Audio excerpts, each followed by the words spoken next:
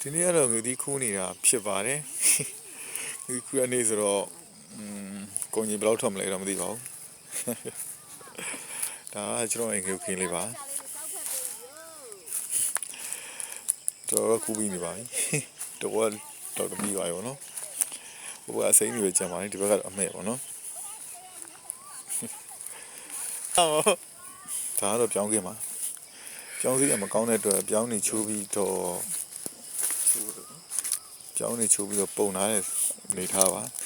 မြို့မှာဆိုလို့ရှိရင်တော့1000ဘူး3ဘူးလောက်တော့ရမယ်ထင်တယ်1000ဘူး3ဘူးလောက်တော့ရမယ်ထင်တယ်ဒီမှာတော့ဘောင်မွေလို့အမှအကုန်လုံးပုံထားခဲ့ပါလေ6ကန်နေပါလေကိုပြောင်းခင်းတော့မဟုတ်ပါဘူးကိုအမှပြောင်းခင်းပါမြို့သားတွေကိုထားတဲ့ပြောင်းခင်းတွေဒီမှာပြစ်ထားတယ်ဟုတ်ကဲ့ပါဗောနော်အဲ့လိုမျိုးငရုတ်တီးတွေကိုလိုချင်လို့ရှိလို့ရှိရင်တော့ဒီစားသောက်ကုန်လုပ်ငန်းတွေဗောနော်စားသောက်ကုန်လုပ်ငန်းတွေမှာဆိုလို့ရှိရင်ငရုတ်တီးတွေကလိုကုန်ကျန်းအဖြစ်လိုအပ်တယ်ဗောနော်အဲ့လိုတဲ့ဒီငရုတ်တီးတွေလိုချင်လို့ရှိရင်တော့ကျွန်တော်ကို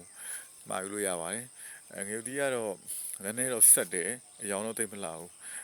အလှမုတ်တွေပါတော့မလှပါဘူး